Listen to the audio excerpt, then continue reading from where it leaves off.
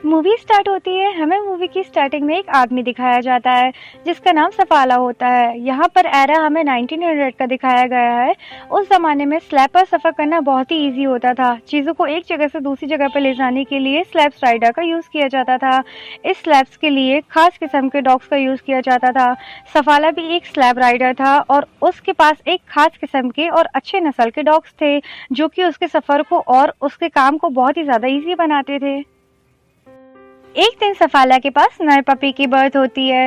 ये Siberian husk का puppy था और इस तरह के डॉग्स बहुत कमज़ोर होते हैं। सफाले का ये बोलना था कि ये पपी अपने किसी काम का नहीं है, क्योंकि इस डॉग्स को बाकी डॉग्स जैसे स्लैब राइडर पे लेके नहीं जा सकता था वो, इसलिए सफाला चाहता था कि वो डॉग को किसी और को दे दे। लेकिन सफाला की वाइफ ऐसा बिल्कुल नहीं चाहती थी, क्योंकि वो सभी डॉग्स को अपने बच्चे जैसा रखती थी। सफाला की वाइफ डॉग का नाम टोगो रखती हैं। कहती हैं कि टोगो मुझे अपने बच्चे की तरह प्यारा है। ये सभी डॉग मेरे दिल के बहुत करीब हैं और मैं इनमें से किसी को भी अपने से दूर नहीं करना चाहती। हम टोगो को एक मौका देना चाहिए। वैसे भी अभी ये बहुत छोटा है, हमें इतने जल्दी इसके बारे में कोई भी कंफ्यूजन नहीं निकालना चाहिए। सफाला ऐसा करना चाहता तो नहीं था, मगर वो अपनी वाइफ की बात को मान लेता है। अब जैसे जैसे वक्त गुजर रहा था टोगो बड़ा हो रहा था। वो बहुत ज़्यादा शैतान भी था और उसने सफाला की नाक में दम कर रखा था। सफाला की वाइफ हमेशा सफाला से कहती कि वो टोगो को अपने साथ लेके जाएं, मगर सफाला अभी भी अपनी वाइफ से यही कहता कि टोगो अभी भी बहुत ज़्यादा वीक है और ये स्लैब राइड पर सफ़र नहीं कर सकता। सफाला एक दिन टोगो को अपने फ्रेंड को दे देता है, मगर सफाला की वाइफ ये जानती थी कि टोगो जितना शैतान उसको कोई नहीं रख सकता, और होता भी ऐसे ही है। अगले दिन सफाला का फ्रेंड टोगो को वापस ले आता है और कहता है कि ये तुम्हारा डॉग बहुत ज़्यादा शैतान है और इसे मैं अपने साथ नहीं रख सकता। इस बात पर सफाला की वाइफ बहुत ज़्यादा मुस्कुराती है, क्योंकि टोगो वाकई में बहुत ज़्यादा शैतान था। सफाला जब भी बाकी डॉग्स को स्लैब राइड्स पे लेके जाया करता था तो टोगो भी उसके पीछे पीछे आ जाया करता था। हालांकि सफाला टोगो को सेल्फ के पीछे बांध दिया करता था, पर टोगो फिर भी ज़मीन खोदकर बाहर आ जाता है और सीधे सफाला के पीछे आ जाता है। अब टोगो के आने से बाकी डॉग्स उसके साथ मस्ती करते हैं, जिससे सफाला की प्रैक्टिस खराब हो जाती है जो वो अपने डॉग्स के साथ कर रहा था। एक दिन वो पानी में गिर जाता है। सफाला उसकी शरारतों से परेशान हो गया था, इसलिए वो टोगो को रूम में बंद कर देता है, लेकिन वो कैसे भी करके उस रूम से बाहर आ जाता है। अब एक दिन सफाला अपनी फीमेल फ्रेंड को कन्विंस कर रहा था कि वो टोगो को अपने पास रख ले। सफाला की फीमेल फ्रेंड बहुत ज़्यादा स्ट्रिक्ट थी। वो ये कहती कि टोगो को रूम में ही रहना पड़ेगा और सफाला को इससे कोई भी मसला नहीं था। वो अपनी फ्रेंड के घर टोगो को छोड़ के चला जाता है, लेकिन उसके जाने के थोड़ी देर बाद टोगो विंडो का शीशा तोड़ के बाहर आ जाता है और सीधे सफाला के पास दोबारा आ जाता है। सफाला टोगो को देख के बहुत ज़्यादा परेशान हो जाता है। वो नोटिस करता है कि टोगो के हाथ में बहुत ज़्यादा इंजर्ड है और उसको खून निकल रहा है, तो वो टोगो को घर ले जाने के लिए स्लैब पर बैठाता है। लेकिन टोगो स्लैब पर बैठना नहीं चाहता था, वो बाकी के डॉग के साथ भागना चाहता था। अब इतनी कोशिश करने के बाद जब टोगो नहीं मानता तो वो उसको बाकी के डॉग्स के साथ बांध देता है। अब कुछ दूर जाने के बाद सफाला ये नोटिस करता है कि टोगो बहुत तेज भाग रहा है, वो काफी एनर्जेटिक है और वो बाकी के डॉग्स की कंपैरिजन में काफ़ी तेज भाग रहा है। इसलिए सफाला टोगो को सबसे आगे बांध देता है और वो बाकी के डॉग्स को और सफाला को बहुत जल्दी घर पहुंचा देता है। सफाला टोगो को देख के बहुत ज़्यादा खुश होता है और हैरान भी। वो आकर अपनी वाइफ को बताता है कि टोगो कितनी स्पीड में भागा और ये एक लीड डॉग भी है। वो टोगो को देख के बहुत ज़्यादा खुश हो रहा था और सफाला की वाइफ भी टोगो को देख के बहुत ज़्यादा खुश होती है। इसके बाद सफाला टोगो की हेल्प से अपने शहर में स्लैब राइड भी जीत जाता है बहुत बार, और धीरे धीरे सफाला और टोगो फेमस हो जाते हैं। वक्त इसी तरह गुजर रहा था और अब 12 साल हो चुके थे। हम देखते हैं कि टोगो काफ़ी बूढ़ा हो गया है। एक दिन सफाला सफ़र से अपने शहर में वापस आता है तो उसको पता चलता है कि शहर में बीमारी फैल चुकी है। उस बीमारी का नाम है डिप्थेरिया।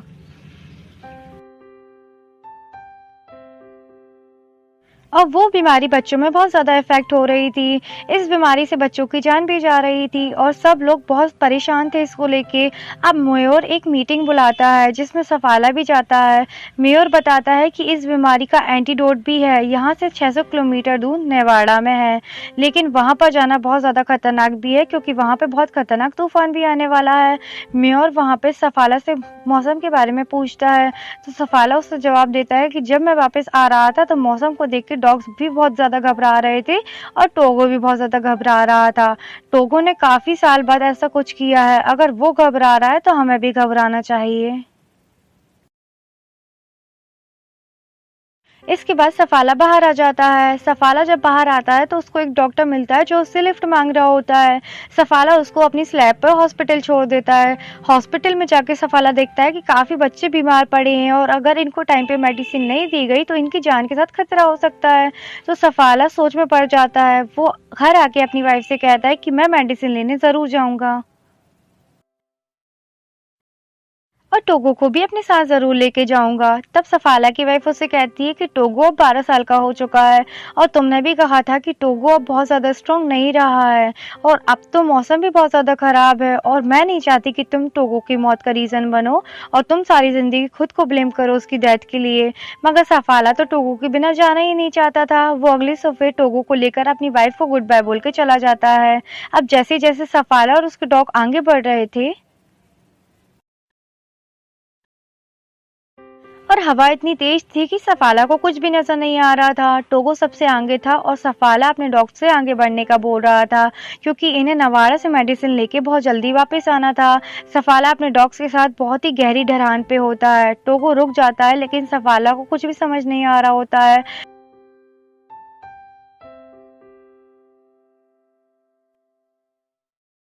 सफाला जब आगे देखता है तो एक बहुत ही बड़ी खाई होती है। टोगो ने इस तूफान में भी इतनी गहरी खाई को देख लिया था, इसलिए वो रुक गया था, जिसकी वजह से सफाला और उसके बाकी डॉग्स की भी जान बच गई थी। तभी सफाला देखता है कि टोगो के पैर में बहुत गहरी चोट लगी है और उसे बहुत ज्यादा खून भी बह रहा है। अब पूरे दिन सफर करने के बाद सफाला और उसके डॉग एक आउटपोस्ट पर पहुंचते हैं और उस आउटपोस्ट पे एक डॉक्टर लेडी होती है। वो सफाला को बताती है कि टोगो 12 साल का हो चुका है और ये काफी ज्यादा वीक हो चुका है। इतना बड़ा सफर टोगो के लिए बिल्कुल अच्छा नहीं है।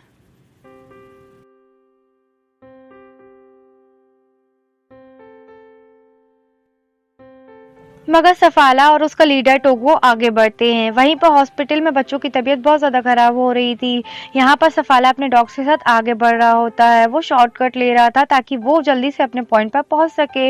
अब जब वो आगे देखता है तो आगे बहुत खतरनाक जमी हुई झील थी और दूसरी तरफ से खतरनाक तूफान था उसकी तरफ बढ़ रहा था। मगर सफाला डरता नहीं है। वो अपने डॉग से बोलता है कि आगे बढ़ो, इस बर्फीली झील से जो उनके कदमों से भी हिल रही थी। सफाला के डॉग बहुत तेजी से आगे बढ़ रहे थे और वो किसी भी तरह झील पार कर लेते हैं। ये पूरा दिन सफर करने के बाद ये लोग एक और चेक पोस्ट पर पहुंचते हैं और वहां जाकर रेस्ट करते हैं। दूसरी तरफ हम देखते हैं कि सफाला की वाइफ मेयर के पास जाती है। वो बताती है कि नेवाड़ा से मेडिसिन को भेज दिया गया है और वो रास्ते में ही सफाला को मिल जाएंगी। मगर सफाला तो शॉर्टकट ले रहा था, अगर उसे मेडिसिन ना मिली तो उसका सफ़र बड़ा हो जाएगा। वही हम सफाला को देखते हैं जो पूरा दिन सफ़र करने के बाद एक और चेक पोस्ट पर पहुंचता है।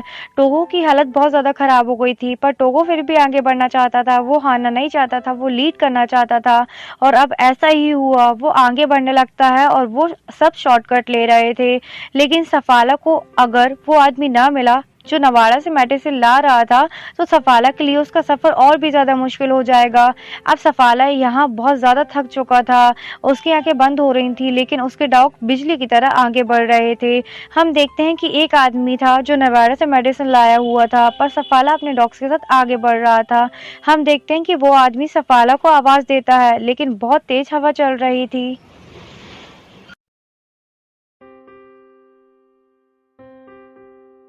सफाला भी अपने होश में नहीं होता है, वो बस आगे बढ़े जा रहा था। उस आदमी को ऐसा लगा कि सफाला ने उसकी आवाज़ भी नहीं सुनी। वो आगे चला जाता है लेकिन टोगो को ऐसा लगता है कि किसी ने तो आवाज़ दी है। मगर वो आदमी देखता है कि सफाला वापस आ रहा है क्योंकि टोगो वहाँ पर रुक गया था। अब सफाला के पास वो दवा थी जिसकी वजह से वो आदमी इतने दूर तक आया था। अब वो सब जाके एक चेक पोस्ट पर रुकते हैं। सफाला का दोस्त उसको कहता है कि टोगो को यहीं छोड़ दो क्योंकि मैंने इतने खतरनाक तूफान में अपने कई डॉग्स को खोया है। मैं ये नहीं चाहता कि तुम अपने इतने प्यारे डॉग टोगो को यहाँ पे खो दो। लेकिन सफाला इस बात से मना कर देता है। वो कहता है कि टोगो मेरा लीड डॉग है, मैं इसके बिना सफर नहीं कर सकता।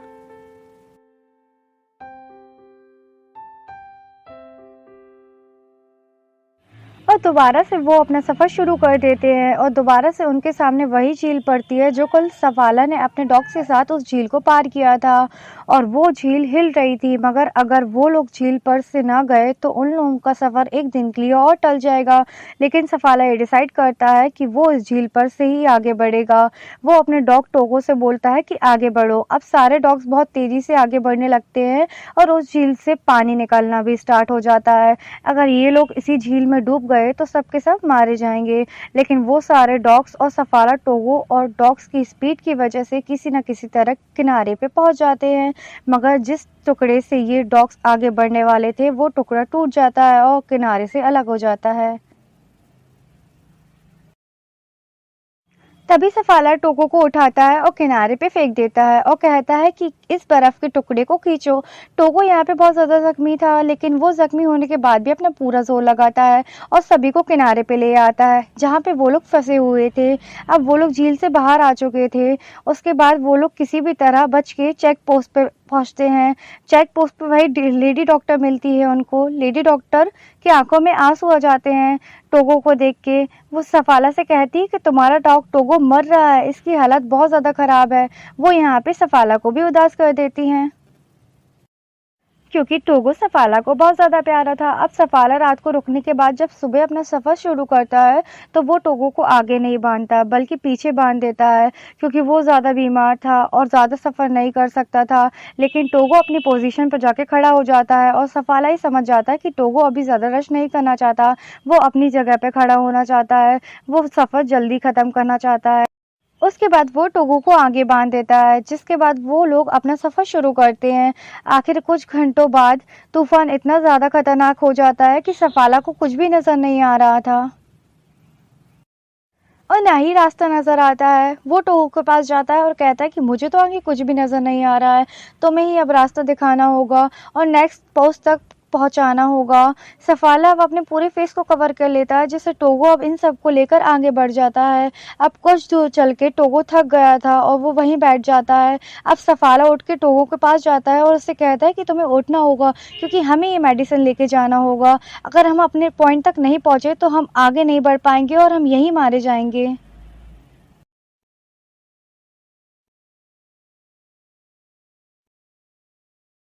मगर टोगो उसकी बात का कोई भी रिस्पॉन्स नहीं कर रहा था। सफाला इस बात पर बहुत ज़्यादा खुश होता है कि टोगो की वजह से उसकी जान बच गई, मगर टोगो तो उसकी बात का कोई भी रिस्पॉन्स नहीं कर रहा था। तभी एक आदमी आता है लेंटेन लेके, यानी कि टोगो ने अपना काम कर दिया था, उसने सफाला को चेक पोस्ट तक पहुंचा दिया था। वो ये देखकर बहुत ज़्यादा खुश हो जाता है क्योंकि टोगो की वजह से सबकी जान बच गई थी। अब सबके सब अंदर आ जाते हैं क्योंकि टोगो का हाल बहुत ज़्यादा बेहाल था, उसकी हालत बहुत ज़्यादा ख़राब होती है। यहाँ पर एक आदमी होता है जिसको सफाला की वाइफ ने भेजा था ताकि वो आउटपोस्ट पर पहुंचकर उस मेडिसिन को ले जल्दी से, वो मेडिसिन को लेके आ जाए जहां पर बच्चे बीमार हैं। रात को सबके सब रेस्ट करते हैं। इसके बाद सुबह वो आदमी मेडिसिन लेकर निकल जाता है और कुछ ही देर में वो आदमी नोमो सिटी पहुंच जाता है जहां पर एक रिपोर्टर उसका वेट कर रहा था।